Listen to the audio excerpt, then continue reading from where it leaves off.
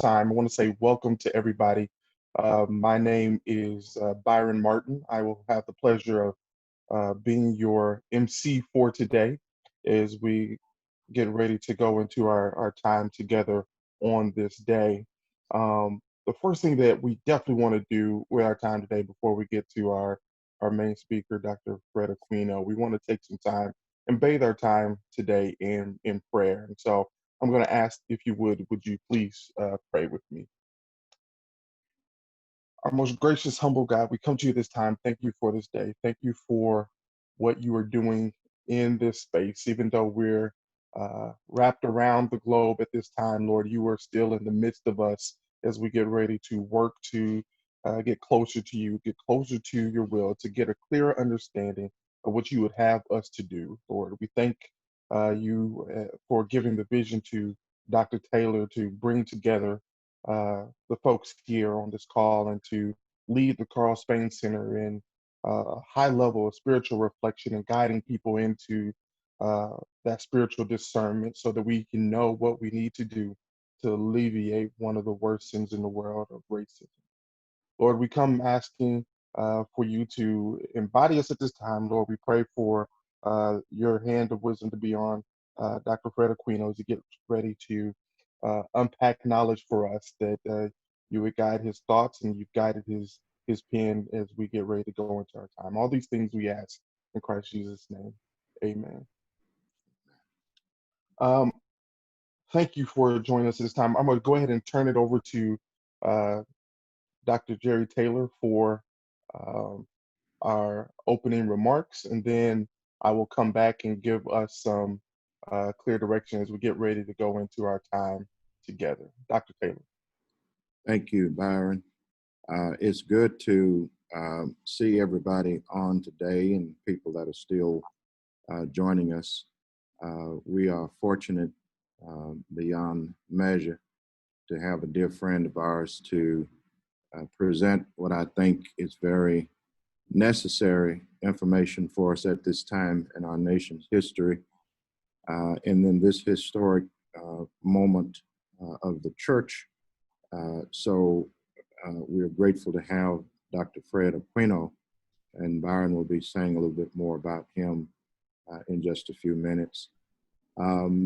As we were talking before people came on to the program here, how essential it is for Christians, those who are citizens of the kingdom of God, as well as our fellow citizens in this American democracy, how essential it is for us to think as clear-headed as we can. Sometimes our emotions override our thinking capacity, and we are led to act in ways that may not be as productive as they otherwise could be.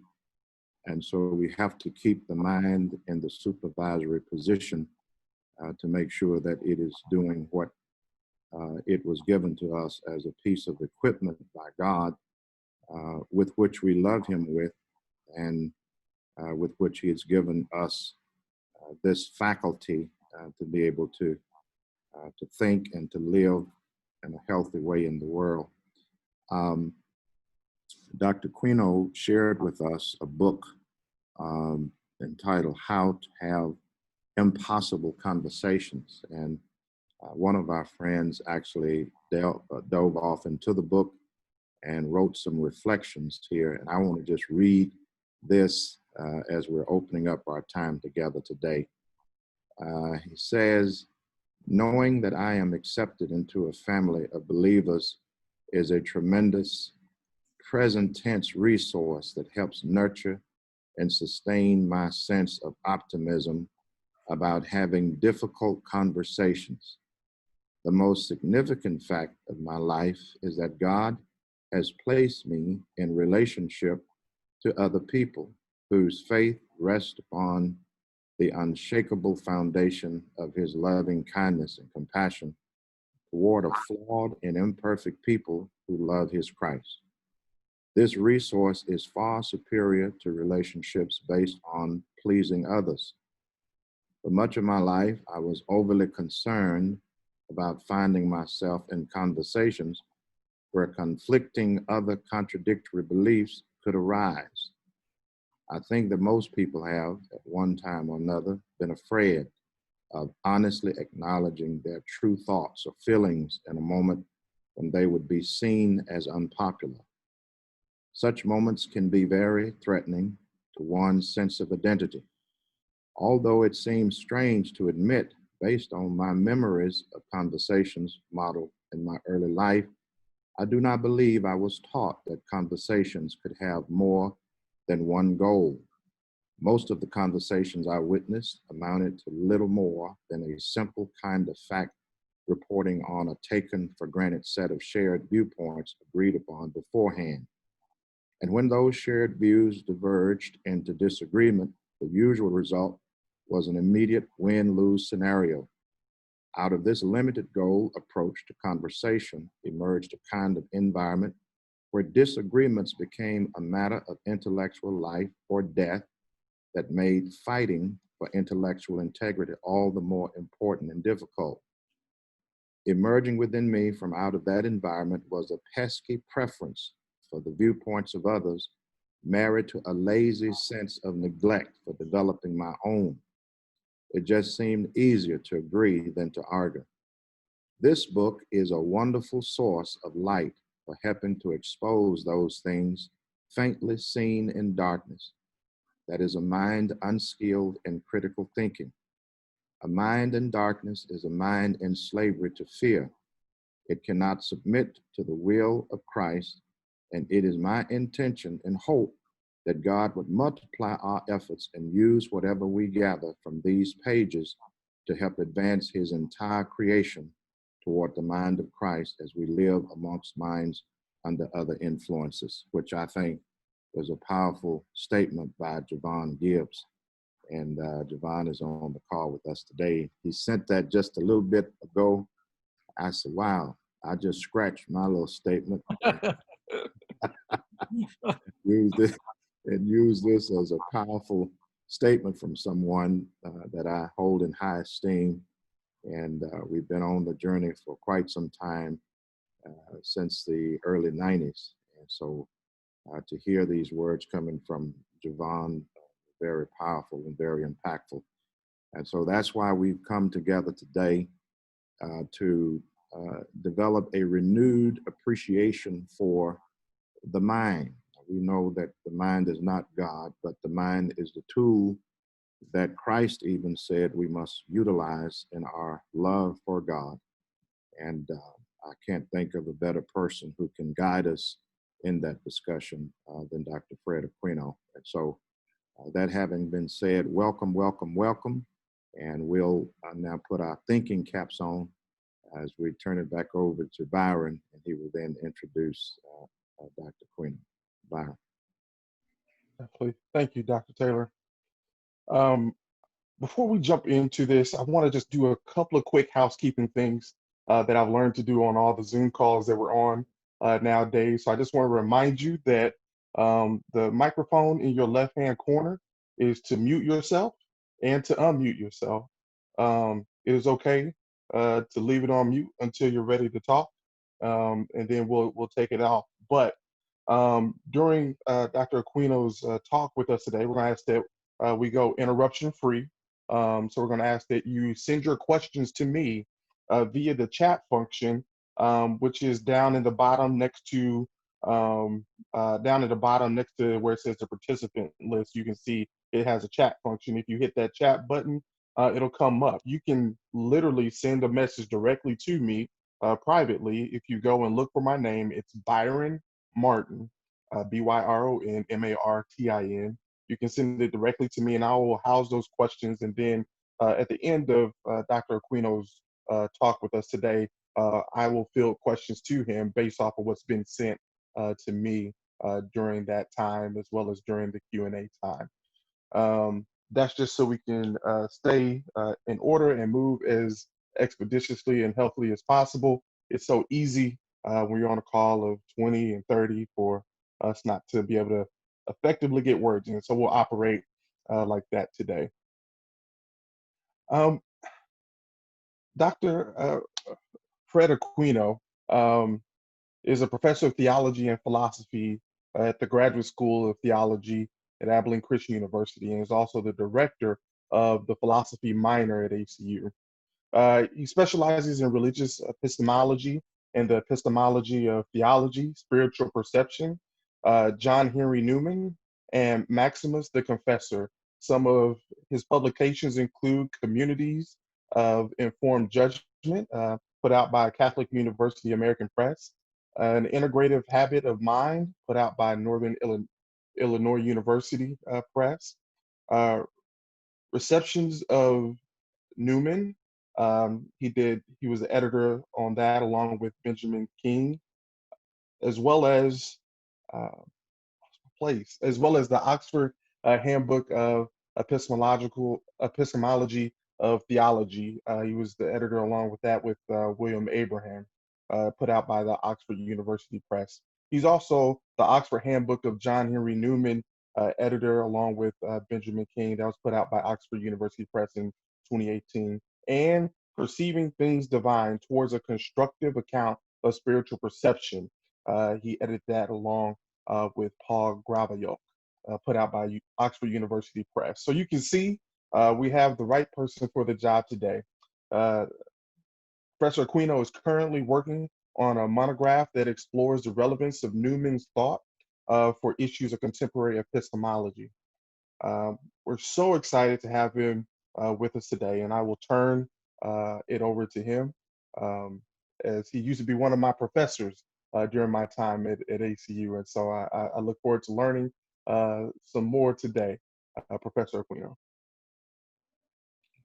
First of all, thanks for the opportunity to share my thoughts with you. Some I know and others I don't. I see Bernard Gadsden. Is that the person that went to Southwestern? Wow.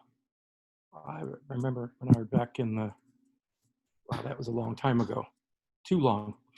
Anyway, thanks, Jerry, for asking me to spend some time with you and to reflect on the topic, or there may be two topics, one on spiritual action and the other on what I'm calling intellectual formation. There should be an outline that you have to kind of help you guide you through the talk. I want you to have something to sort of hang on to as I go through various aspects. This topic's very interesting and important to me on multiple levels, partly for intellectual reasons, but also maybe, as Jerry, I think, is trying to suggest, that spiritual formation, in some sense, requires the disciplining of our minds, right? It's not just hoping that our minds will become disciplined. And if you ever try to do meditation, you realize how quickly and how difficult it is for your desires and your thoughts to be guided and regulated properly as it relates to the pursuit of God. So we're going to talk a little bit about, probably more about intellectual formation today, and then we can pursue the implications. And if you have any questions down the road, feel free to contact me through email, and Jerry can give you that email address.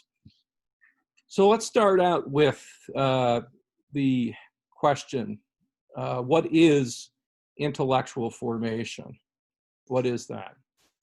It sounds like a really interesting idea, really interesting concept, until, hold on just a second. For some reason, my document is not opening up. Hold on just a second.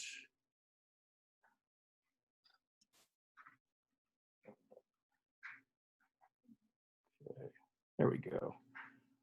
Okay, so there should be on page 3, 3 quotations. And the first quotation is from Isaiah Berlin, a philosopher at Oxford University back in the 20th century. And he says the goal of philosophy is always the same: to assist men or people to understand themselves and thus operate in the open and not wildly in the dark. I think it's a really great quotation, insofar as I think when you're reflecting on intellectual formation, or in this case, philosophy, there's a liberating aspect to philosophical reflection. It's not merely to cram you with a lot of thoughts or ideas, but it's actually to open your mind to see precisely what the issues are and to carefully analyze the issues and to identify what's most important when you're trying to reflect on whatever the issues are. And instead of hiding away from the truth, philosophy, at least in principle, is designed to help you pursue the truth and to see things as clearly as you possibly can. So I think it's a great quotation to begin with. Well, let me say a little bit about our current situation. Three things that I think are interesting. The first one I think all of us will identify with. We live in a time where we have unprecedented access to vast quantities of information.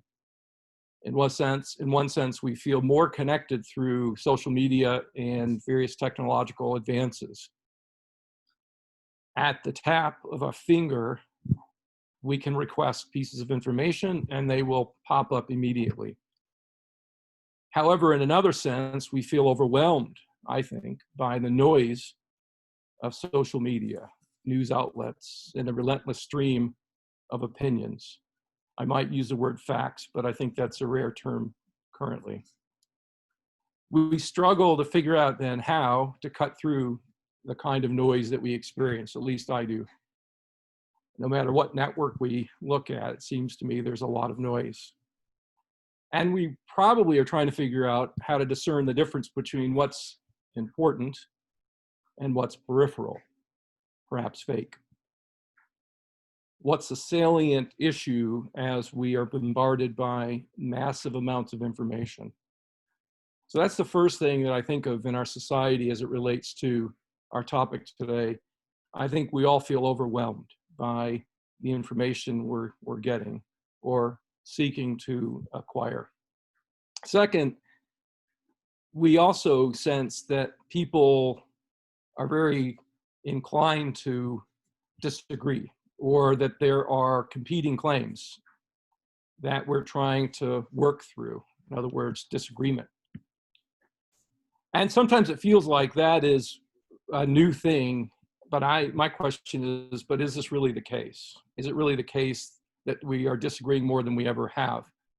It's certainly true that we have greater and quicker access to information. That's correct.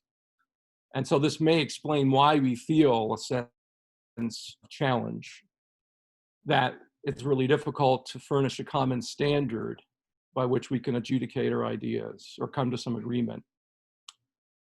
But this problem of adjudication is not something new. The failure to agree on the locus of authority for matters related to theology or non-theological issues has been going on for some time, for centuries. And this quest for a new ground of certainty is not a new thing either. By now, I think most of us have experienced cognitive dissonance. That is, we're not sure how things in our own mind fit together. We're not sure if all that we inherited from our family or from our church or from our friends is necessarily correct. And so we feel like the noise that we get from information, or perhaps the noise from the outlets, is complicated by the fact that we also feel in our own lives a sense of disconnection or dissonance. And we continue to participate in many ways in this long-standing crisis of what I call a crisis of authority in our current setting. And this is, I name the church tradition, and I can give you an authoritative challenge related to their structures of authority. So this is not quite as new or recent, but the difficulty now, I think, is we see the challenge of navigating a new course in ways that perhaps seem different and new. So those are the first two, and those are pretty basic. They're not that difficult. One, we're overloaded by information. Two, we sense that disagreement is on the rise and that it's hard to find a common source of agreement. I wish those were the only issues. The third one to me is the most disturbing. It's clear people have now their own pet news sources, blogs, and personalities. So when faced with evidence and arguments that counter their favored sources, the tendency is to do this, is to cast aspersion on the integrity and the abilities of people or communities with whom we disagree. There's a really good book on this called Grandstanding. It's a very good book written by a sociologist and philosopher on the current example, and they think this has been going on for a while anyway, but the example is something like this. If you disagree with me, you're in a morally inferior position. You're not a good person, or you're not on the right side of the moral spectrum. And that my position obviously is better than yours, not only intellectually, but morally. And it's worth a read if you get a chance. From this point of view, the point of view of grandstanding, acquiring and evaluating information seems to be no longer based on common standards of inquiry. For example, humility, honesty, open-mindedness, evidence, argumentation, but rather on whether it supports what you value or the goals that you seek to accomplish for yourself or your community. And I've seen this people speak scornfully of counter-arguments while uncritically endorsing the claims made by their own group or perspective. The assumption seems to me to be, I have privileged access to the truth, which exempts me from being criticized. Or if you criticize me, then, imagine the names I can call you. Imagine the kinds of things I can say to you in my own mind. So those three things, it seems to me, are a part. There are probably more than three, but those are three that I see that are going to be obstacles for linking intellectual formation with spiritual action. So it seems to me we need reliable channels of information, right? We need to get good information. We need to get reliable information. I wish it were just that. However, access to information alone is not enough. Not all pieces of information are equally important and relevant. I think we all know that from life, from our experiences. We know that information alone does not make us more informed. I wish that were true. You can be really smart and be a very sinister person. You can be really smart and still not connect the dots. And you can be really smart and not discerning. So it seems to me what we need then are three things. And there may be more than three. We need to be able to know the difference between what is salient and what is peripheral. We try to teach students this all the time, right? In a class, they read hundreds of pages and we want them to figure out what's most important. What's the central question? What's the most relevant material in this book? But we also want our ministers to do that, right? When they preach sermons, we want them to preach cogent and clear and relevant sermons that hone in on what's most central in our life, in our congregation, in our society. So the first thing we want to do is we want to what's most important, what's most salient. Secondly, we want to figure out how do the pieces that we have at our disposal fit together in light of one another, right? We want to have what I call a connected view. And then third, we want to know how this information that we have and how it all fits together relates to the actual issue or the issue that's going on or that's being addressed in our particular context. Okay, so that's our setting, right? We have at least three challenges. One of overload of information, which should be in your outline. You should have those three items in your outline. And again, moral grandstanding seems to be getting even more prominent in terms of what I'm observing on social media and other venues. And I have friends who are on different ends of the political spectrum, and I'm beginning to see, unfortunately, their not always being fair to the position that isn't their own. And again, we're all probably challenged in some ways by this. Maybe not. Maybe some of you have been able to be exempt from it or by it, but it seems to me an emerging problem, challenge. It's one thing to disagree intellectually. It's another for someone to challenge your moral status based on your position. And that, to me, is by far the most dangerous of the three. If you don't want to agree with experts, you say they're fake. You say they're sinister. Every time, and I don't want to point fingers at any particular political figures, because I'll just say this: I see it on all ends. If you vote for me, you're the morally superior person for doing that. You're on the right side of history, or the right side of the issue. I miss the days where I could disagree with my colleagues and friends and not have to worry about the moral implications. Doug Foster and I were talking about this recently, that it is wonderful to have colleagues with whom you can engage in real, serious, rigorous dialogue and leave the room and say, I know I'm good with my friends here. We don't agree, but I think they're a human person. I think they have dignity. I think they are honorable. I think they are made in God's image. And I'm preaching now.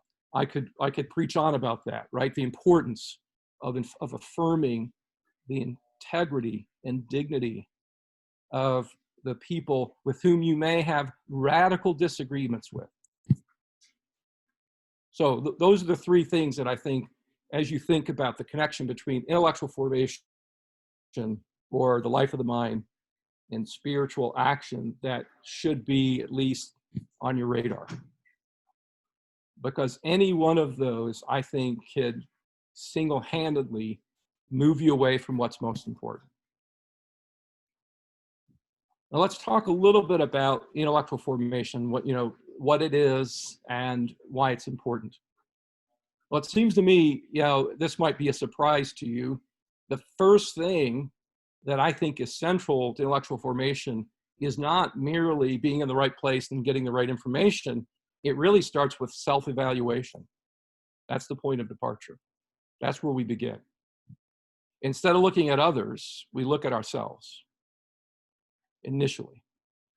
So the most obvious point of departure is with self-evaluation.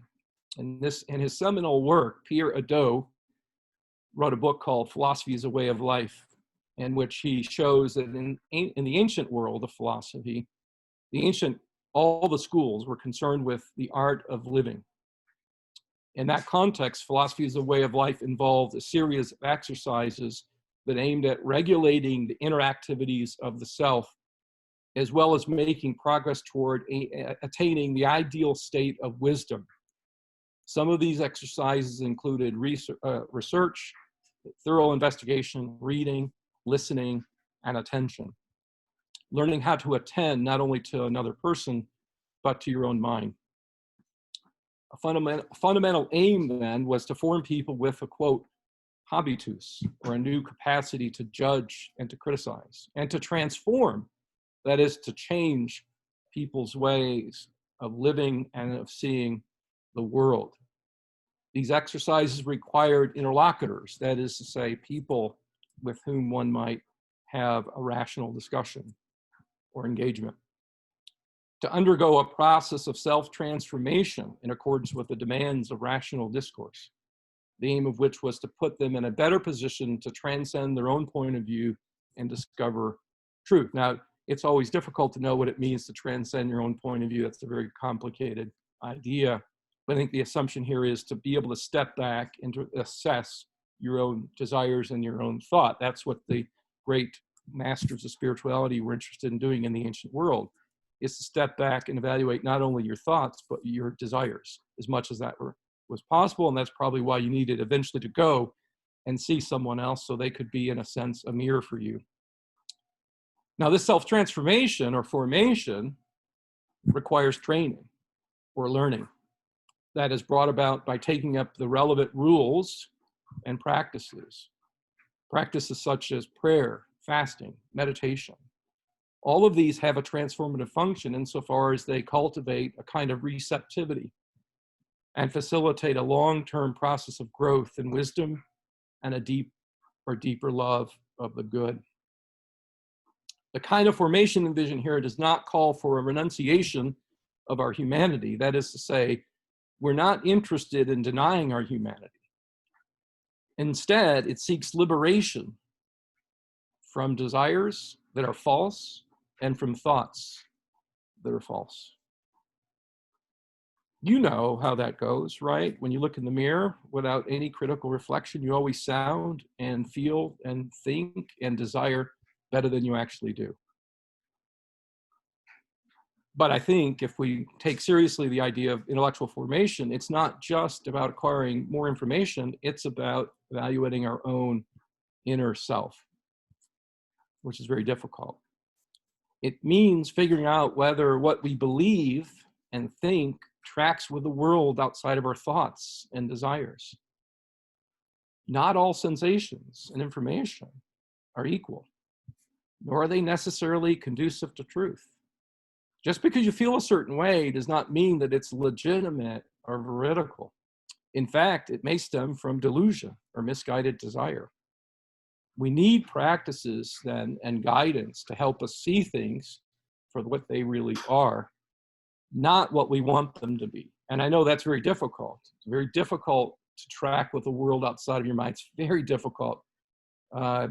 This is what I try to do for a living, and it is very hard, especially when you discover that what you once thought 10 years ago is no longer the case. And then you have to admit that to others, either in print or in person. And the assumption is, well, if I do that, I'll no longer be credible. Well, in my mind, you'll be less credible if you're a liar. You'll be less credible if you're afraid of the truth. You'll be more credible if you, with humility and patience and courage, say the truth is more important. As much as we can understand what the so-called truth is more important than our own egos, than our own pride. There's a famous example of this. William Alston, who is a philosopher, he recently passed. In print, we were reading with the students a book on epistemology, and in the book, he cites himself and says, I no longer accept, the position. He spells out the position, and then he cites himself and shows that he rejects his own theory that he was a fairly strong proponent of 20 years ago. And I just thought, wow, in print, like citing himself, because I thought, oh, he's full of himself. He's citing himself. No, he's citing himself to undermine the position. Now, he was close to retirement. Maybe he said, who cares? No big deal. He's tenured. He's got, I'm sure, an endowed position.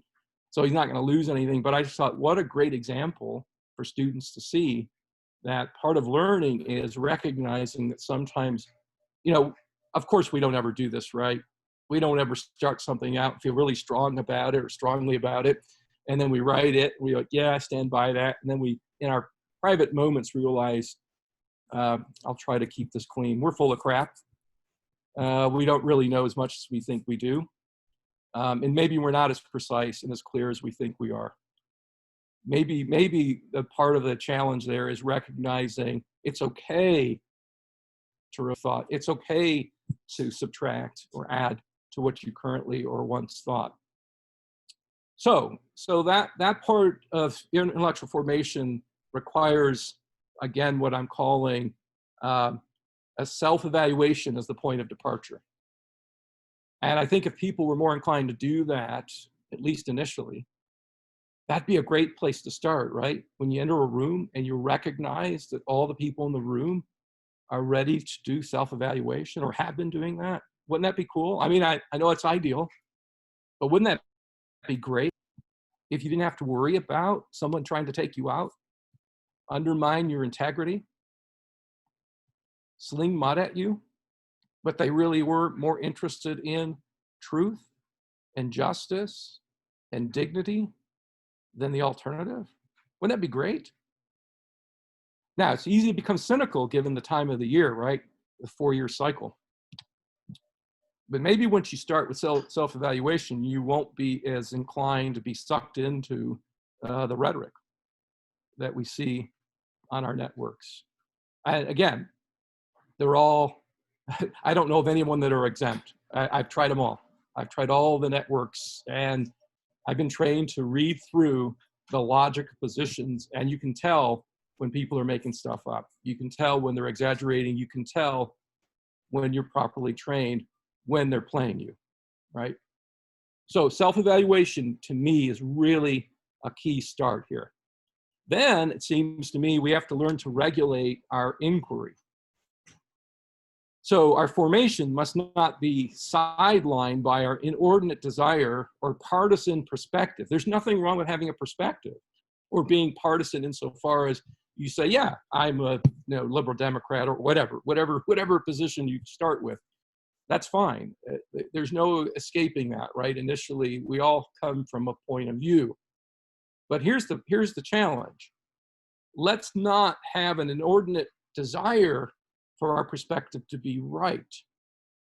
That is to maintain our own thinking, even to the point of disregarding significant pieces of evidence that challenge our established beliefs. Given that we do not, I'm just going to say this, we don't come wired with a comprehensive understanding of things, we need to learn to consider different points of view, not just to be cool or not just to say, hey man, we did it. We had all these different points of view in the room. No, it's just to say, I win the contest for allowing as many points of view. It's actually to see if my point of view might be extended or enhanced by other perspectives. In other words, I might be able to add or subtract based on other perspectives. So it's not just, hey, we've got different voices. Isn't that cool? We're the school that has different voices. If the pursuit of different voices is exempt from or disconnected from self-evaluation and truth in the most basic sense of the word, then it's just having voices for the mere sake of having voices. Now, there's a quote on page 3 from John Locke, 17th century philosopher. He says, we are all short-sighted and very often see but one side of a matter. Our views are not extended to all that has a connection with it. From this defect, I think no person is free. We see but in part, and we know but in part. And therefore, it is no wonder that we conclude not right from our partial views. This might instruct the proudest esteemer of his own parts, how useful it is to talk and consult with others, even such as come short of him in capacity, quickness, and penetration. For such, since no one sees all, and we generally have different proposals or prospects of the same thing, according to our different, as I may say, positions to it, it is not incongruous to think, nor beneath any person to try, whether another may not have notions of things which have escaped him and which his reason would make use of if they came to his own mind. I think that's a long-winded way of saying, almost in Pauline fashion, we really are incomplete as human beings. We really do lack a comprehensive viewpoint. And so in many ways, the reason why we want to extend ourselves to others is we want, assuming all of us want to be more comprehensive in our thinking, then we need others to chime in, right, and to add. And I think that's a really crucial point from Locke. I don't always agree with Locke on everything, but I think this is a really central point. And it's fascinating that he is, in some sense, using a Pauline metaphor or image. So in our efforts to move from our particular point of view to a more comprehensive understanding of things, we must not, quote, be in love with our own opinion, including or wish it to be true until we know it to be so. So in other words, bias, I guess, is maybe a current day perspective or way of thinking of that. In forming a disposition of this sort, we must regulate our inquiry, for example, by providing safeguards against insulating our own ideas from critical examination. And thereby, we must open ourselves up to the possibility of broadening our own intellectual horizons. Okay, so this section, basic point, twofold point, is this. Self-evaluation is it's an important start or beginning place for intellectual formation.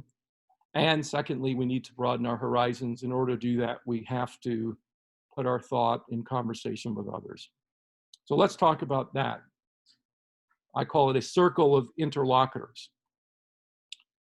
And first point, I think that I learned a long time ago, maybe, and I've tried to communicate to students and others, is the importance of the social dimension of our formation.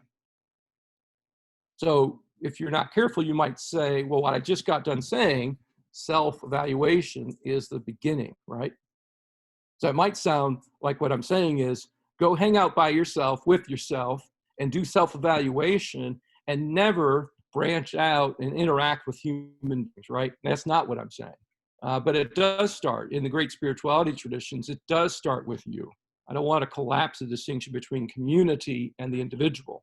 You know, when it's really late at night and you're thinking by yourself, sometimes those can be very insightful kinds of reflections, right?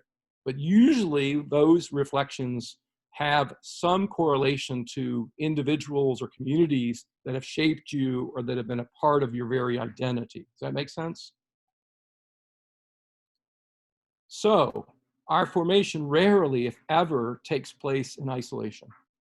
Rather, the process typically is profoundly social.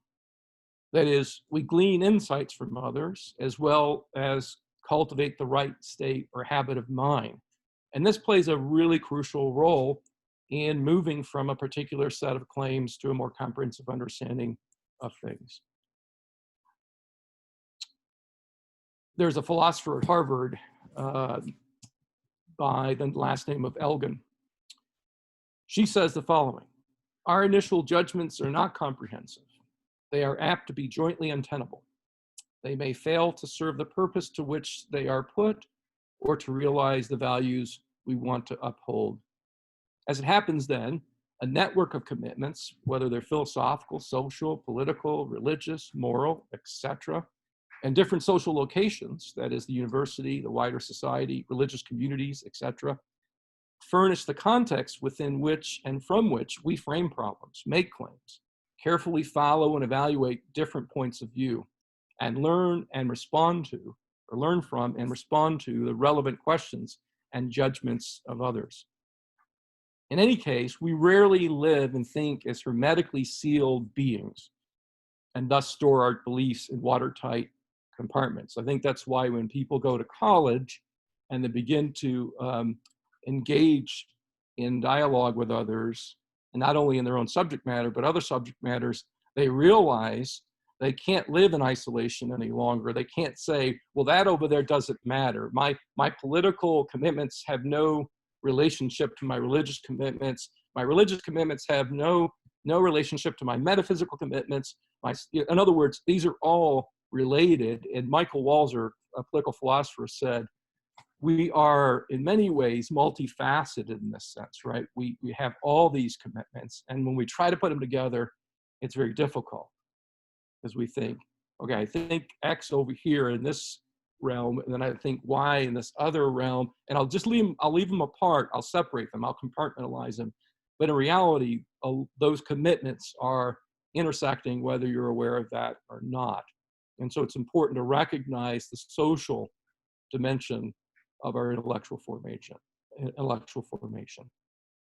Now, once we recognize that, we also recognize that our intellectual formation involves determining whether our commitments and our perspectives enable us to actually have a comprehensive viewpoint or a connected viewpoint. We come to learn, quote, different ways of reading a situation and different questions to pose in order to see the picture with increased insight and clarity. That's from Nancy Sherman. However, the goal of such a process is to acquire as much as possible an informed judgment, not to make us slaves to the insights of others or to the insight of others, or to shrink the space of our own intellectual freedom. So in other words, the point here is not to squash or squelch our intellectual autonomy or freedom. It's actually to say we become more liberated and we become free in some sense by having our ignorance corrected or having our perspective enhanced by others. Insulating our claims then from public scrutiny stunts our intellectual formation. The pursuit of a connected view, I'll talk a little bit more about that, demands a host of critical conversation partners, and thus presupposes the capacity to extend our personal judgments to the broader realm of discourse. The desire to expand our horizons becomes more evident precisely in the willingness and the ability to bring our views and perspectives before those who come from radically different perspectives and publics of discourse, right? It's easy to be around friends and that agree with you and to belittle and to undermine a perspective that you know deep down inside scares you, right? But if the truth is what frees us, then it shouldn't terrify us. But this is so hard now because who wants to go into a room and be unpopular? Who wants to go into a room and say something that's going against, I'll just say it, the groupthink? Who wants to go in a room and say being honest and truthful is more important than fitting into the group and not being, I mean, I know people right now that have been blackballed on Facebook because they disagreed with their friends, unfortunately. And they've begged, and these are not minor, these are at prominent institutions, they've begged, hey, look, I don't agree with you, but I respect your work. That's the lingo. I respect your work. And the response is silence. It makes me sick to my, I'm sorry, it does. It makes me sick to my stomach when I see that friendships are destroyed over the fact. Now, sometimes there are things that are so horrible that you might say, hey, I can't be your friend anymore, right? So I'm not saying that's not possible, right? If somebody holds a position that's intellectually and morally reprehensible, you might at some point say, I can't do that anymore, right? But let's assume there's a spectrum there. Let's assume that not all disagreements end up resulting in that kind of closure or that kind of blackballing or that, as we used to say in Church of Christ, that disfellowshipping or excommunicating people. And so the whole point of opening yourself up to others is not just a part of self-evaluation. It's maybe perhaps a way for you to see the world in a broader way or from a broader perspective or a more comprehensive point of view. So let's talk about navigating the conversation. Like, how do we go about doing that? So I have this idea. It's a book that I published. Some of my comments here are from the books that I've written. One in particular is called An Integrative Habit of Mind. And I use the expression of a connected view. So you might hear me saying, I'm asking you to have a bunch of interlocutors, and if you do, your life will go well. No, not necessarily, because not every or let me put it this way, not any interlocutor will do. The formation of a connected view is key to me in terms of the process of deciphering whether what an interlocutor says is worthy of consideration and implementation. So the idea isn't because somebody says something, I should automatically just say, yeah, I'll go with that, or yeah, or oh yeah, I've shared, or I've been with others and I've heard their voices, I've heard their perspectives. That's not true dialogue. True dialogue presumes you actually have a viewpoint and you're going to put it out there. And you may at some point say, I don't think this person is worth listening to any longer. I'm not saying you should do that, but at some point you might say they're so incredulous. They're so suspect. I mean, Jesus himself said this to the disciples. At some point you shake the dust off, right? It's hard to do that because we don't know when to do that. But my point is not all interlocutors are going to be necessarily helpful. So don't hear me saying have a bunch of interlocutors and that'll help you to be formed intellectually. What I'm saying is sometimes you have to have the discernment to figure out when to listen and when to back away and move on. So a connected view has three components to it. First, it grasps or tries to acquire this, what I would call the synthetic component, which is to figure out how the pieces of information that I'm getting fit together in light of one another. And then secondly, I'm trying to figure out and discern maybe some things that haven't been discerned by others. And then thirdly, I want to relate my understanding that's connected, or a piece of information that are connected to what's going on in society. Like, what is the apt thing to say and do in the morally relevant circumstances? What's the right thing to do in our current culture? What's the right thing to say? And I don't mean just right morally speaking, but intellectually. What's the wise thing to do? What's the wise thing to say? What kind of wisdom will you embody given all the circumstances, given all the information you have, given that you now see how some pieces are coming together? And then you also recognize some things that, we're going to have to rid ourselves of these things. We're no longer going to believe X. We're no longer going to think this about that person now that we know more about this individual, now that we have the information. And again, that's very difficult given our current context. Now, we know this gathering of information takes time. It doesn't happen overnight. And we also know the way we form ideas happens really more by piecemeal and accumulation, by comparison, by combination, by the mutual correction or the continual adaptation of many partial notions, by the employment, concentration, and joint action of many of our cognitive capacities and exercises of our mind. We know, and this is why as teachers, we don't teach undergrads like we teach graduate students, because we understand that cognitively, it takes time for people to develop good thinking.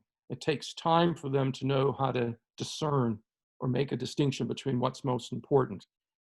As John Henry Newman said, sometimes you have people who read thousands and thousands of pages in an undigested fashion, and they just spit back at you everything. They regurgitate back everything that they have acquired. That's not understanding or wisdom. That's just regurgitating bits and pieces of information.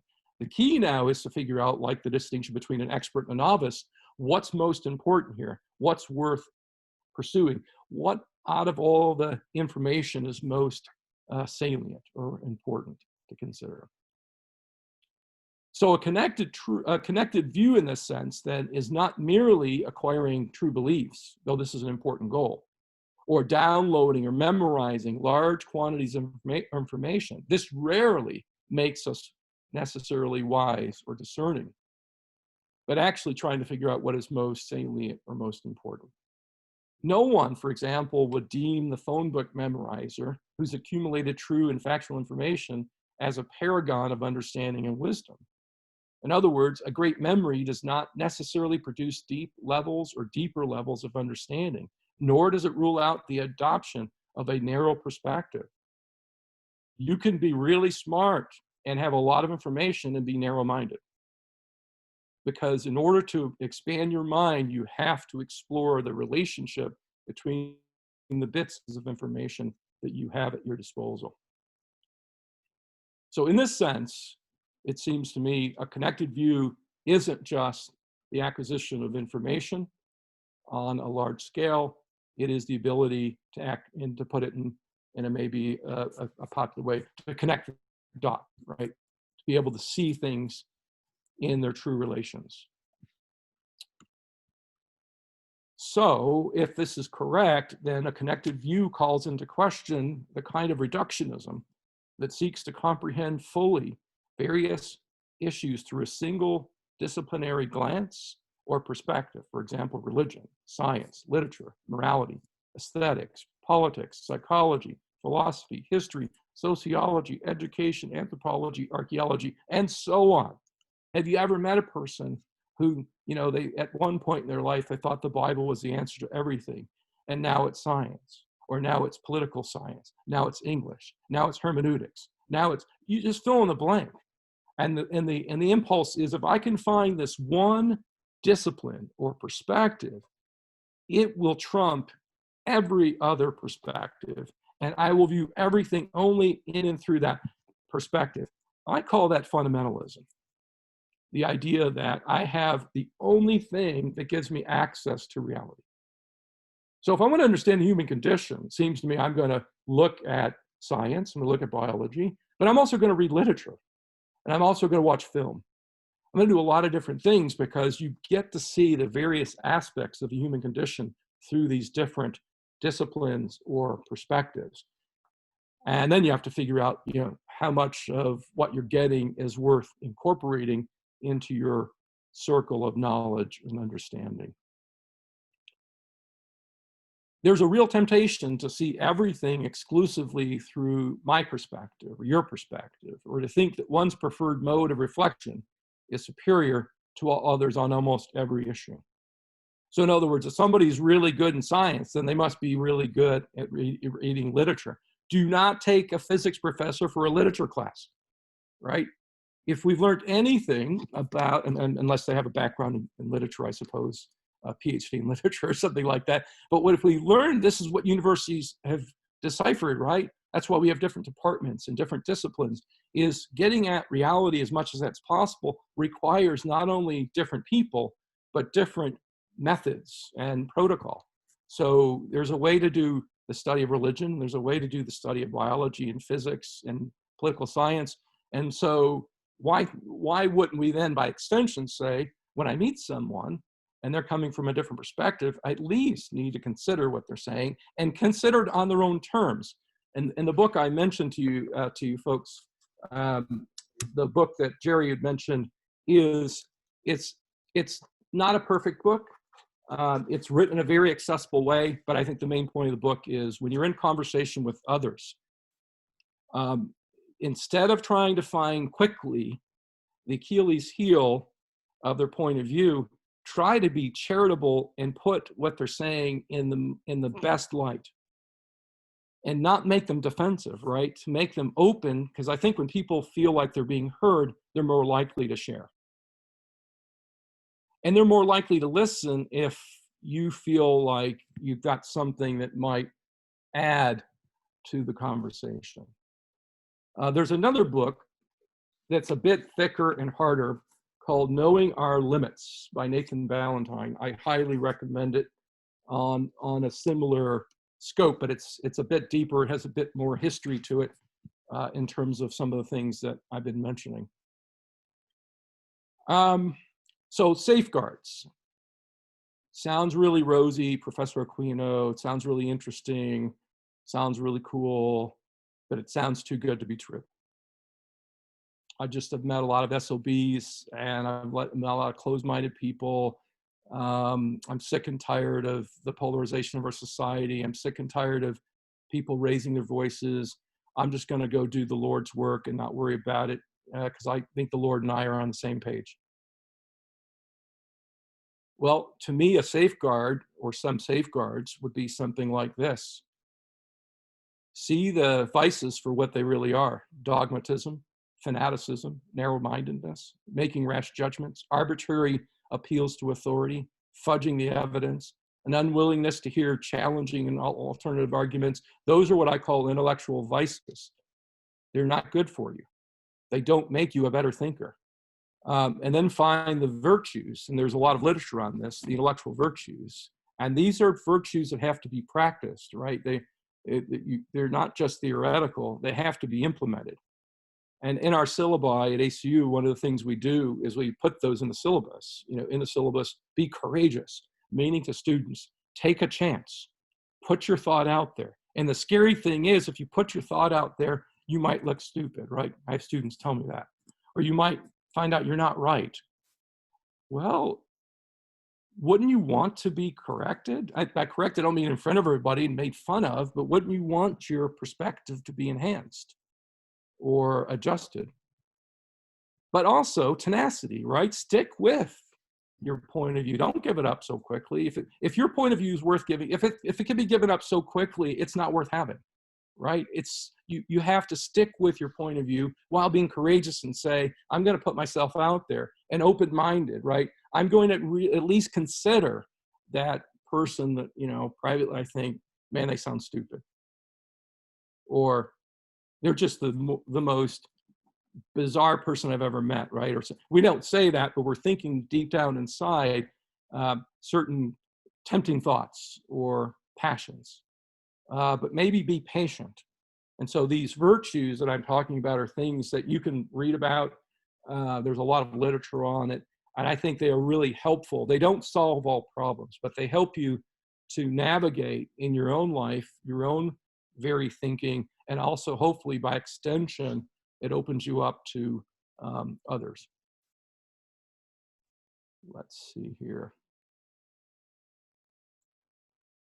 Yeah, this is a great quote from Parker Palmer in the context of education. Those who are committed to what I call a connected view engage in open and critical evaluation of existing forms of knowledge, understanding, and wisdom.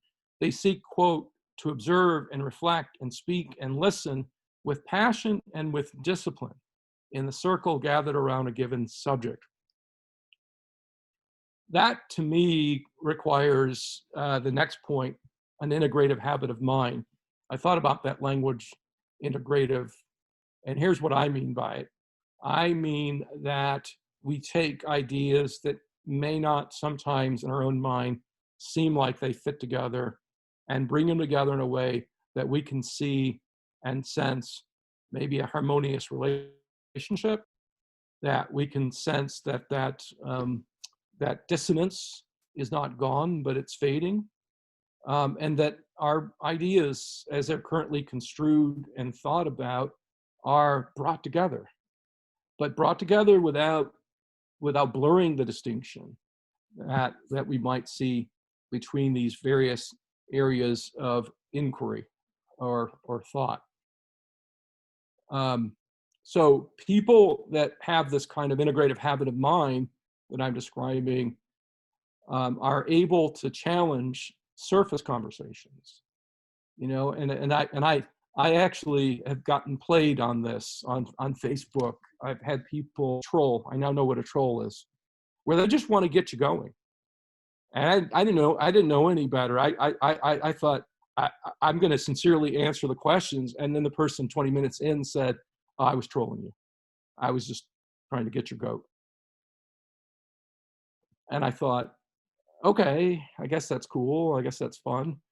But in reality, it seems to me, if you start incorporating this idea of a connected view and integrative habit of mind, you begin to see when conversations are on the surface level.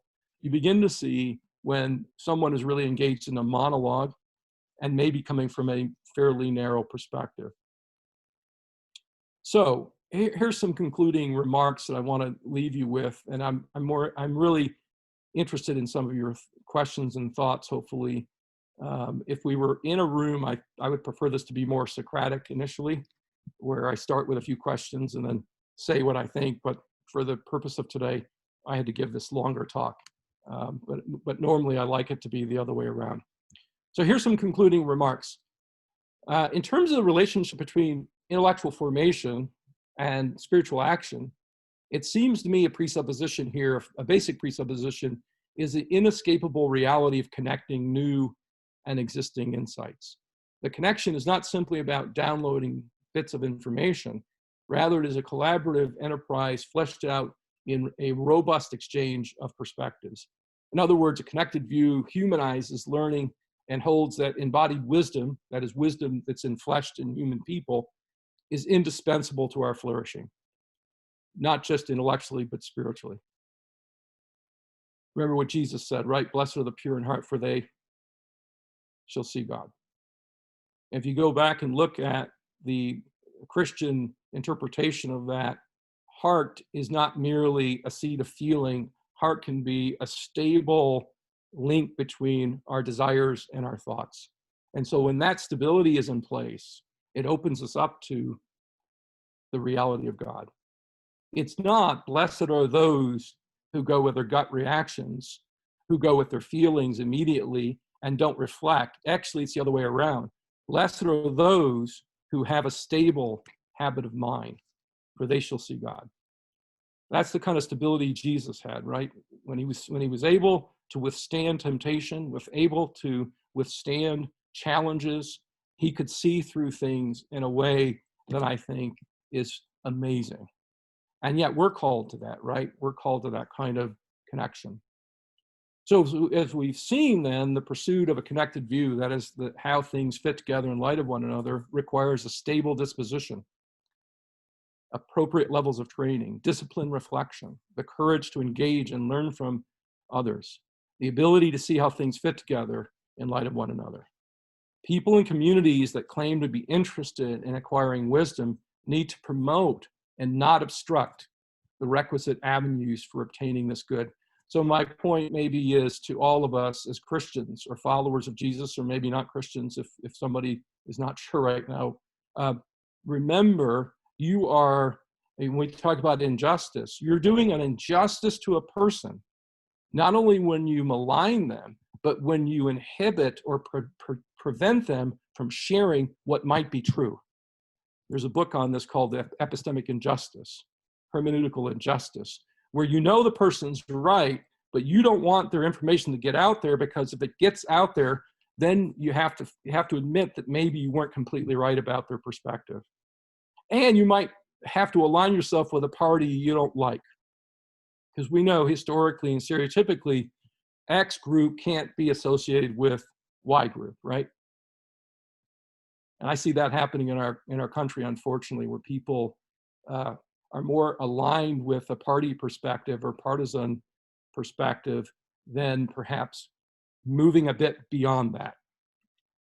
So when we talk about injustice, it certainly has a moral ring to it, but also has an intellectual ring to it. When you inhibit, when you prevent someone from telling the truth or sharing knowledge, you are committing an epistemic injustice, whether it's a collective or an individual. So I think another maybe closing remark is there's a difference between disposition and ability. So in other words, you might say, I want to do X, whatever X is, but you're not the kind of, you don't have the capacity to do X. You have to align not only your desire to do X, but the actual ability to do it. So in other words, somebody might be interested in reading philosophy, but at this point are not in a position and haven't cultivated the capacity to do it well. And it seems to me that's an important point when we think about the connection between the life of the mind and spiritual action. There has to not only be action, there has to be the right kind of disposition that leads to action as the instantiation of good thinking. And that's, when you meet a person like that, it's a great day. And then last, I would just say, remind you that what we're about to do as we think more about the connection between the life of the mind and spiritual action requires what I call the social turn. That is to say, we're not doing this in isolation. We're not doing this privately. We're not doing this merely autonomously. We're doing this together. And I said this to Jerry the other day. Some of us will be in the classroom. Some of us will be out in the streets. Some of us will be out in various venues. And instead of saying you're not doing the real work of the Lord unless you're out in the streets or you're out in the classroom, rather what I would say is this is a social enterprise that requires the division of labor. This requires us to share, to defer. And I would say that's probably why Jerry asked me to do this today. This is something that I've been thinking about for a long time. Maybe not with this issue in mind, other things in mind, and I've tried to share it with students. I've tried to help them to be better thinkers. I've tried to help them to see criticism as a good thing. And they've gone on and they've done extraordinarily well, I think, as a result of having good examples. Not necessarily me, but good examples in their lives that they realize when they're saying what they say in the streets or in the classroom, in the back of their mind, they have their host of interlocutors. And we all have those, right? I still have Billy Abraham in the back of the classroom. And I've been able to get rid of him because he's been a really important influence on my thinking, my parents, my grandparents, my friends, my church members. And so my encouragement to you as you seek to make these connections is to remember there is something deeply social about the linking of the life of the mind and spiritual action. All right, I want to stop there. I hope I haven't gone too long. And I hope this has been helpful to you. I look forward to hearing your comments and questions. Thank you so much, Professor Aquino. If your camera's not on, maybe you put it on, but we need to give him a round of applause for that. That was so important, so important. As as a former student, I can admit to I there's one particular class period where he is in the back of the room. You are one of my interlocutors at the back of the classroom on a couple of topics, and so I still see us in that small little room in the Bible building for philosophy. So there are some questions that we want to get to, and other you have time to send those in, please do. We will try to get to as many questions as possible until I get cut off, until Doc tosses me the sign. Um, First question, Professor Aquino, how is the layperson consuming this rich information? How is this person without a college degree supposed to be taking all of this in? Yeah, that's a good question. Um, if you, by the way, if you folks want to call me Fred, it's okay. I won't be offended. I'm honored that I'm Professor Aquino, but it's okay to call me Fred if that makes you feel comfortable. I'm good with it. My own story is very interesting in that respect. Grandfather quit school in the 3rd grade. My grandmother came from Sicily when she was 6. My grandfather had to go to work for his family. And so I have met people like my grandpa and my mom, never went to college. They're very thoughtful. They're very smart. Unfortunately, well, for their sake, they would say, not unfortunately, they would say they did it for the betterment of their family. They were thinking of others. But I've met a lot of very insightful people that don't have a college education doesn't necessarily make you wise. If you haven't realized that by now, and I think what I'd love Jerry to do is to bring this to people in the pews. I preach at a small church of 20 people every Sunday. They're the smartest people I know. They're BS detectors. They can tell when they're being played. They can tell when I'm using language that doesn't really make a whole lot of sense to them. And it seems to me we need to empower. We need to empower for our idea. We need to empower the so-called uneducated. We need to educate as much as we possibly can, whether it's through a certificate or a degree. We need to empower them to be able to see. And in fact, I have a student, Taylor Bonham, who's doing a research project on this. One of the claims that's made in philosophy is that, and this is related to race relations, the idea is that, for example, a minority population are epistemically privileged, right? That's the sort of language. They have the privilege that others don't have to see things. And what he's beginning to realize, it's not always that they're the smartest in economics or, because they're PhDs in economics, right? PhDs in mathematics and physics. And you're not going to say they're advantaged over that with respect to the natural world. But maybe they will. Maybe there's an Einstein out there.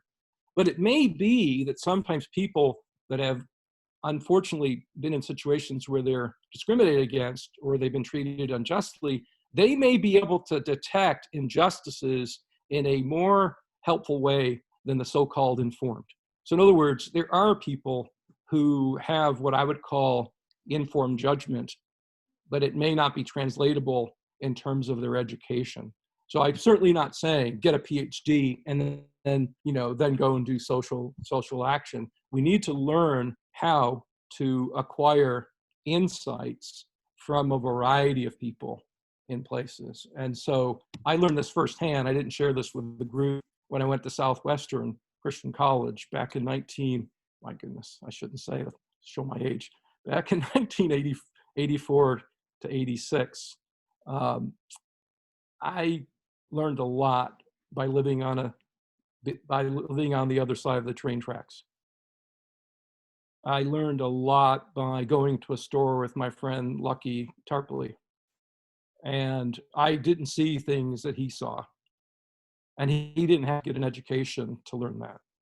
So I don't want to leave you with the impression that you can't do spiritual action or social justice or intellectual formation unless you have a college degree. If I've left you with that impression, then I have not communicated correctly today.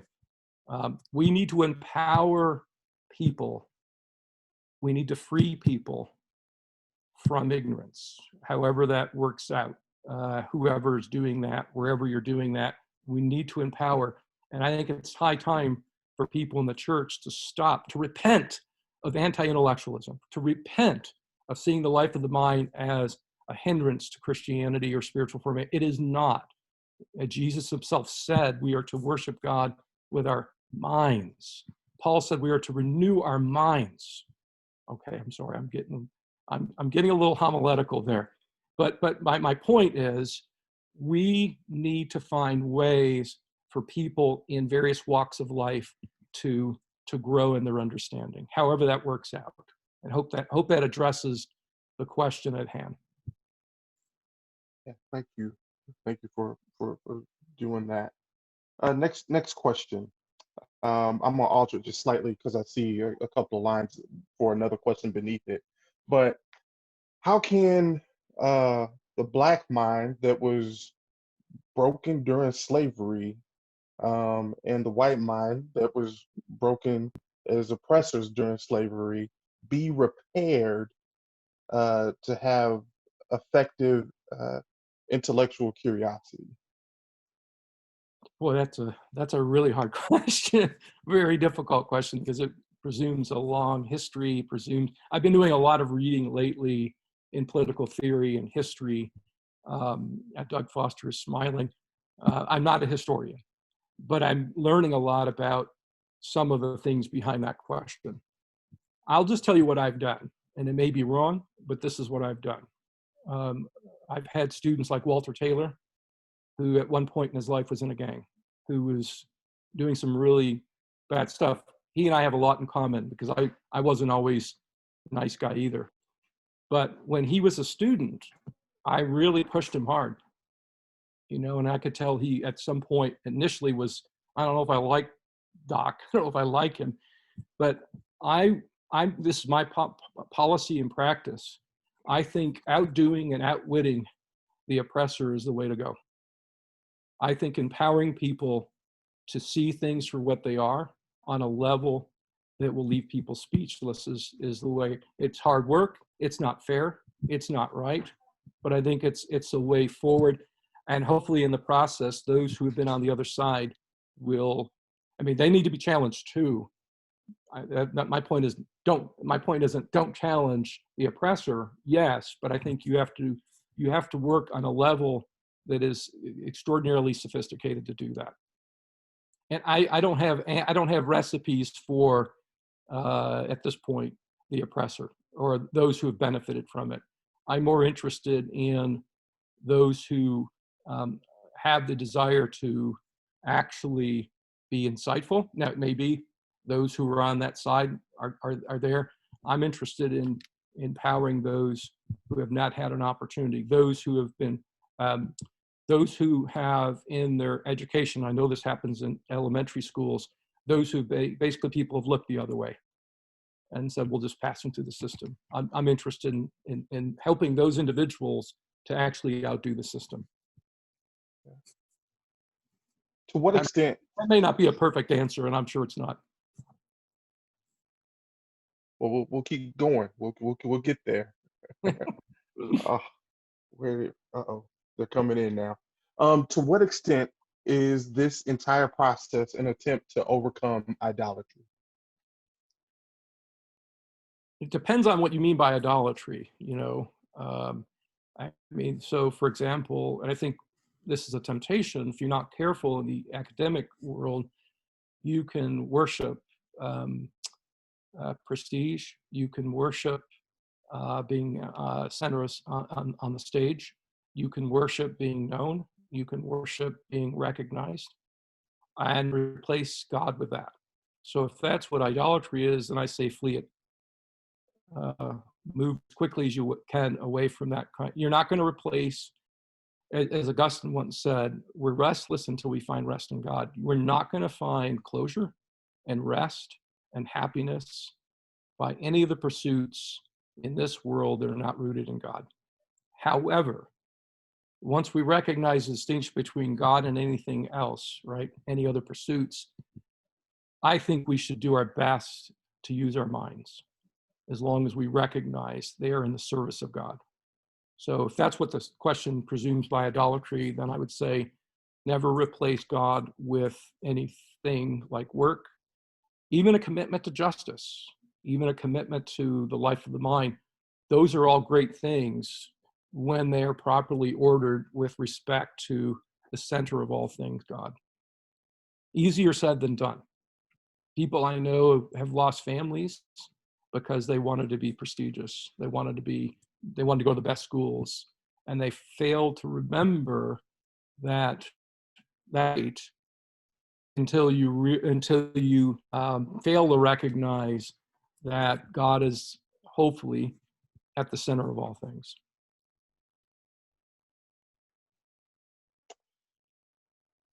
Is it worth the time or energy to engage those who question a person's lived experience, especially when discussing race and racism, when often victims of racism don't use the same epistemological, framework? Right. IG, my lived experience is just as valid as someone's sterile study. Sterile study. Sorry, I thought that was funny. I think this gets to what I said earlier at the end, perhaps. One of the things I worry about is if we're not careful with respect to race relations, we're going to smuggle in terminology without clarification.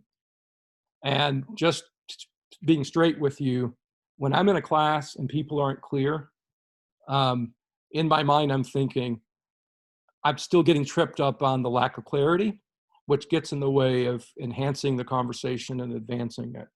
And I've been asking people currently, because I'm reading a lot of literature about terminology, and like, you know it when you see it. And I'm like, no, that's not going to get it.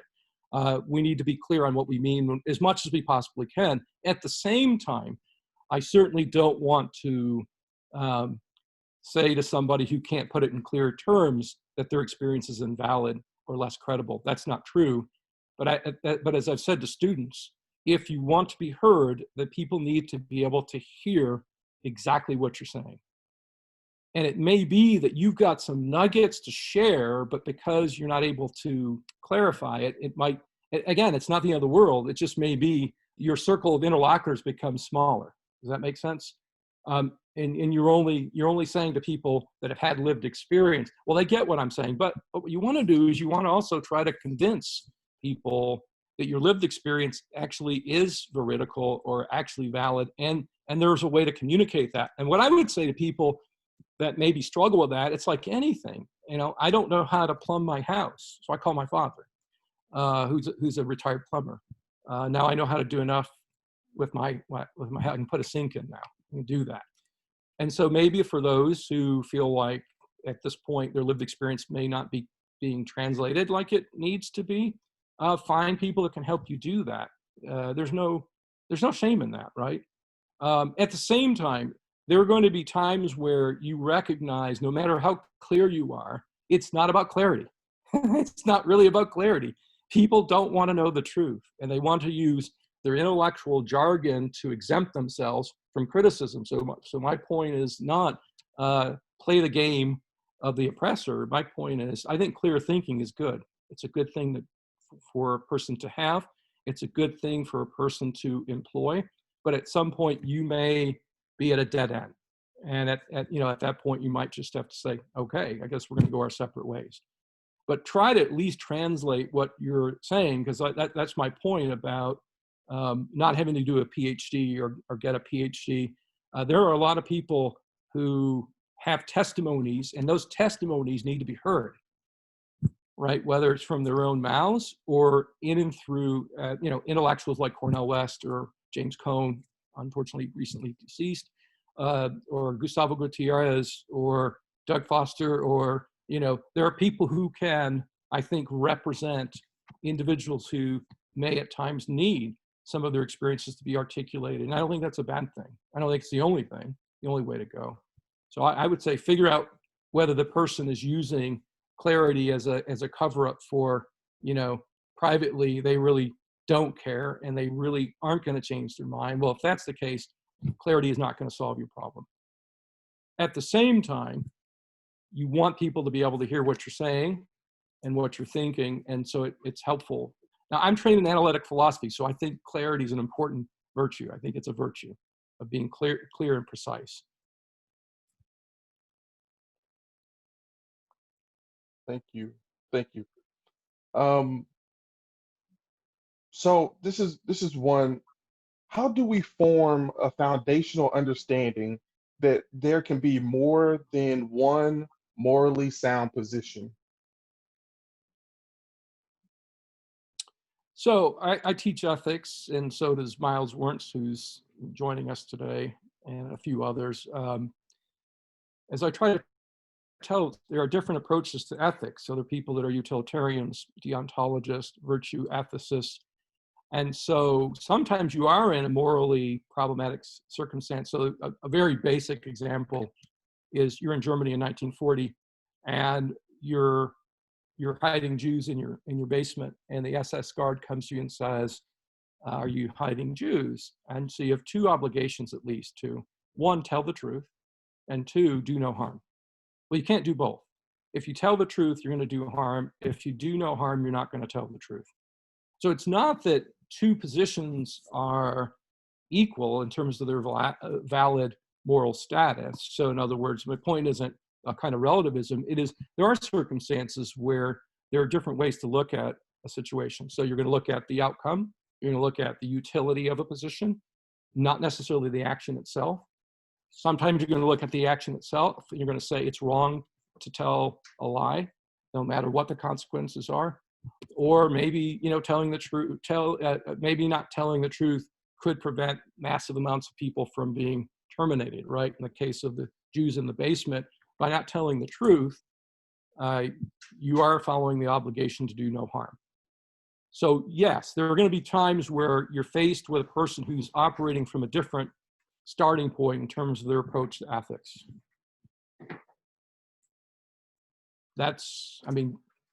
Governments have to do this all the time.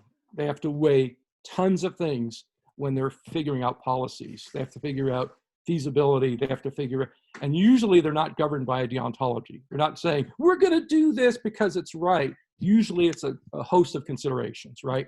A lot of numbers and percentages and outcomes envisioned, right? And so you, at some point, if you go into politics, you have to live with the fact it's a pretty messy enterprise if you do that. And it's going to be messy in other aspects of life. Thank you. Let's see.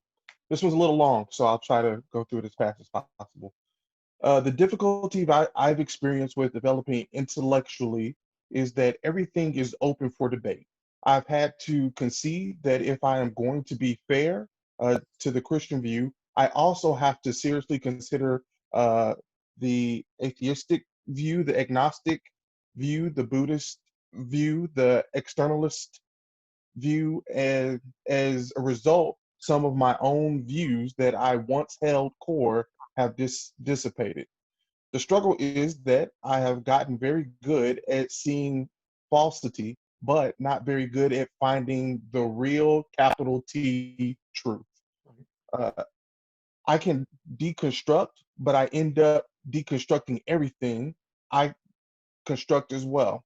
And maybe that is the truth. With ideas like postmodernism, it is really hard to really formulate a real view that I can live up to sorry, that I feel can live up to the scrutiny.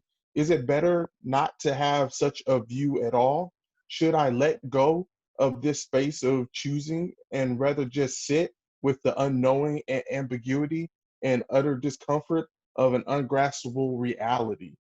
Once the container of self or one's predominant view is destroyed, how do you reconstruct a view that is authentic? That is a long question. Yeah. And it has a lot of different philosophical assumptions. But just briefly, what I try to help students to realize in class, for example, at some point in graduate school, they're going to recognize things aren't exactly what they thought they were, right? There's some things that they're being challenged to rethink. But I don't know if that means like you just get rid of all of it and start over. I think you start from where you are. And so the way I put it is something like this. When something is true, it's not true because it's Christian. It's not true because it's Buddhist. It's not true because it's Hindu. It's not true because it's atheistic. It's true. And there may be sometimes people, like, for example, the natural world, there may be people who help us to understand the way the natural world works, and they may not be theists, they may be theist. And there isn't like the atheistic science or the theistic science. There are atheists and theists who do science, right? So in some sense, depending on what it is that we're talking about, we want to find the right people who are going to help us to get at as much as possible the truth of what we're trying to figure out. And when it comes to religion, it's the same. It seems to be the same thing.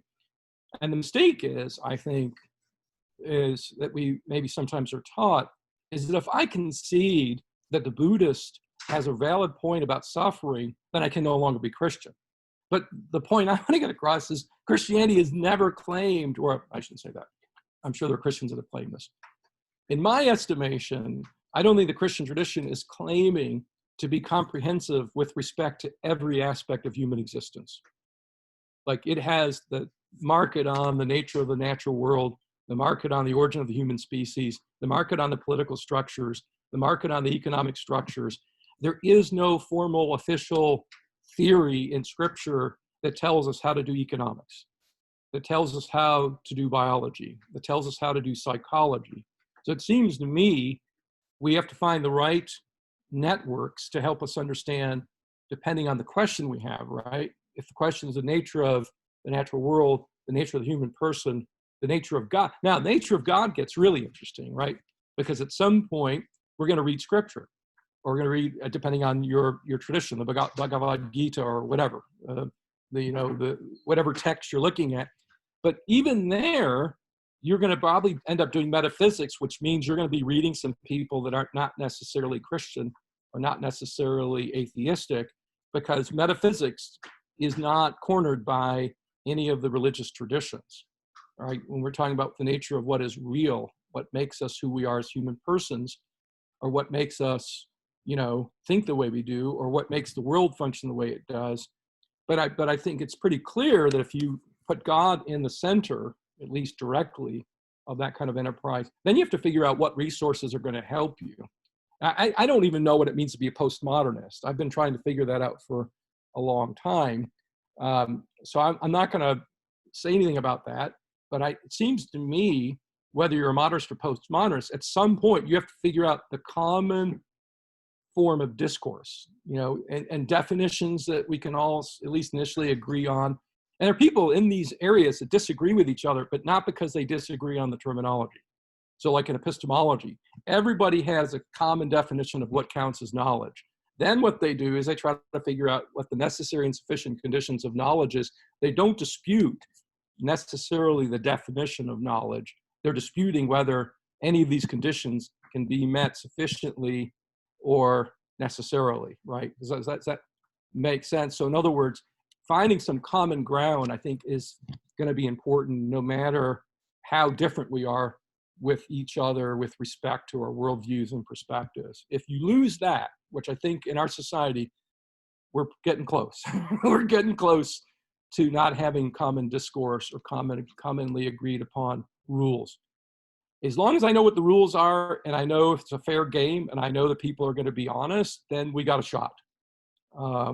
But probably you're going to live with the fact that you will have good friends that don't agree with you, and they have good reasons. So the point is not that your position is the only position that has good reasons, and you're going to have to live with that. That's that's just a part of being an intellectual, or a part of living in the world. Well, thank you. I know there are some folks whose questions we did not have a chance to get to, but we're trying to stick as close to the time allotted as possible. And so, I just want to, Doc, do you have final statements or? I would just say if anyone is interested in having a conversation, email me. I don't like long emails. So if you don't mind, I may just say, hey, let's talk on the phone or let's do a Zoom session.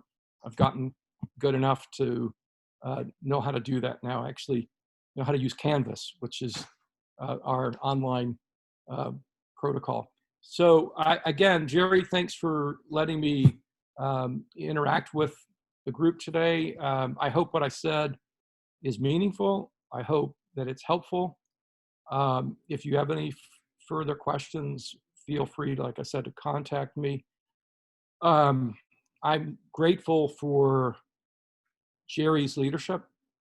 Um, I hope, I mean, I'll end with this. I came into Churches of Christ because I was told there was one church.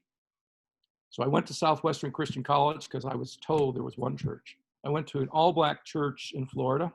Thomas O. Jackson was my minister.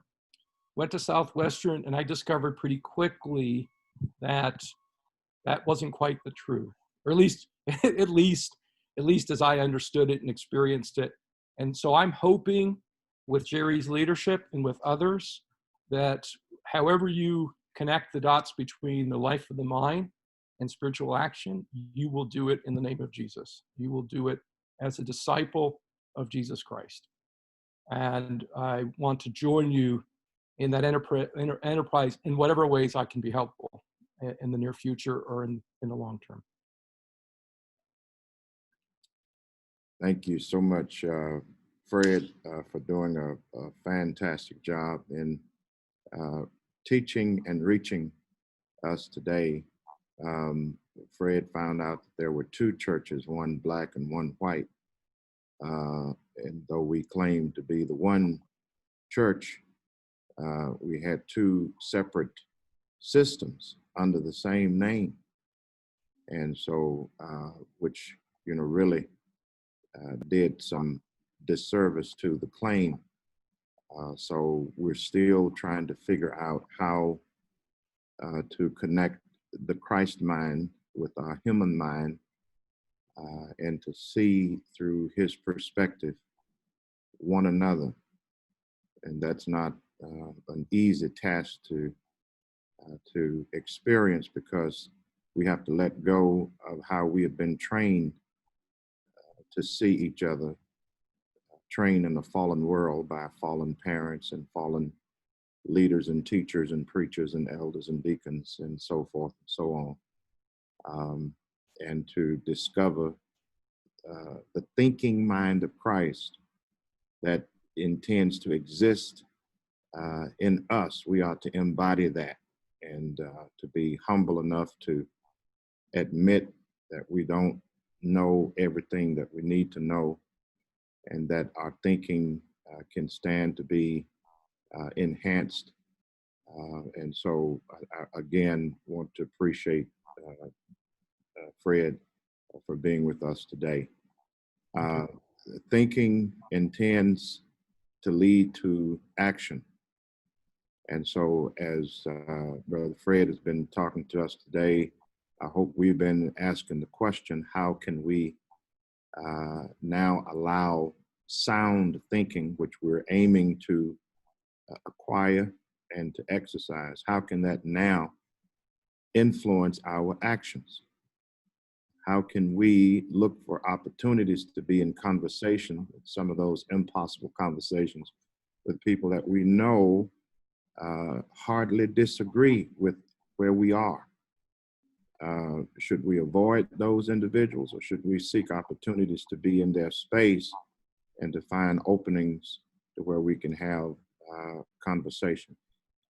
We got to do this if we want to have some semblance of civility left in this country, to where we're not killing each other. When people stop talking, they start shooting. And I've always believed that words are softer than bullets. So we have to continue to figure out how to talk through this and to think through this together. So again, thank you for taking your time today, this afternoon, to spend here together as a community of spiritual think tank leaders and spiritual think tank members to engage in this conversation. And we'll meet maybe once a month. We definitely will have Dr. Aquino to come back and give us a round two. And we'll have others that will be joining us as well. So continue to baptize this work in your prayers. It is the development of a community of thinkers together, seeking ways to be poured out of the salt shaker into the world, and seeking to be the light that Christ intends for us to be. Jerry, if Byron, I don't know, if someone can save the chat remarks and send them to me, I'd like to read them, because I think some people were wanting to convey their thoughts or questions. So it might be helpful if there's a way to extract that. And last thing I want to say is God bless everyone and what you're doing. I see some faces like Curtis King, who at one point was in my mentoring group. I remember a while ago, and it's great to see you, and Kip and others, Bernard, and just please be a voice of sanity for a world that is almost gone to hell in a handbasket, or insanity. Don't resist it, right? Resist the darts, man. Fight the battle that Paul talks about. That isn't merely physical. Yeah, that's good. All right, Byron, we're back to you, brother. Pray us out. Yeah, definitely. Thank you all for joining us today. Please pray with me. Dear Lord, we come to you this time. We just submit this time together to you and ask that you do incredible work. We have just started to plant the seeds of spiritual thought and spiritual thinking so that we can then move to effective spiritual action. And we just ask that you would guide us all the way, guide our thoughts so that our thoughts can guide our actions, and that they'll all be bathed in you and what you are calling your people to do. All these things we ask in Christ Jesus' name. Amen. Blessings. Go in peace. Our See you in a few weeks. Well, actually, September 21st for the ACU Summit.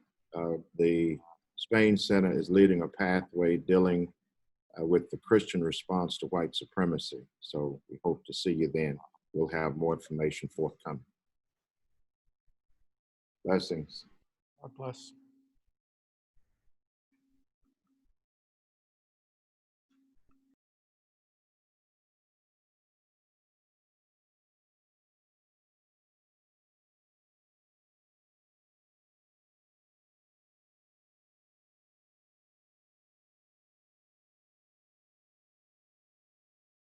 Can you save that chat and send it? I can't save it from my end. I think it's because I'm not the main host, but Yeah. okay.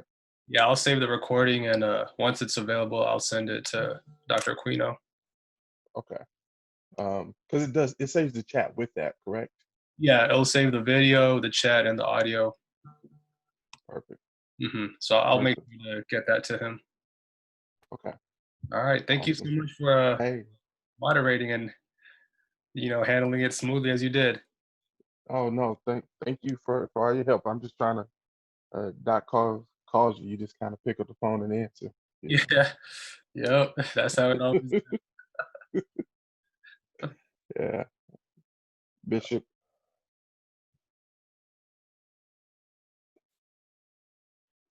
Did Brother Fred leave? Yeah, I think he think did. Okay, he might get back on here. Okay.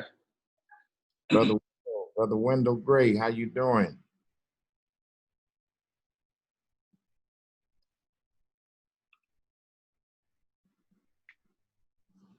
Is Wendell on? Good. I'm on there. How you doing, my brother? Doing good. Yeah, I didn't know you said Fred. I almost didn't recognize who that was. Yeah, that's Fred. I know he'll want to see you when he get back on here. Let me. All right. I'm trying to see if he can. Let's see. How's everything in Rochester? Good. Well, you see what's going on. I missed it. What? I haven't seen it. Riot. Oh, is that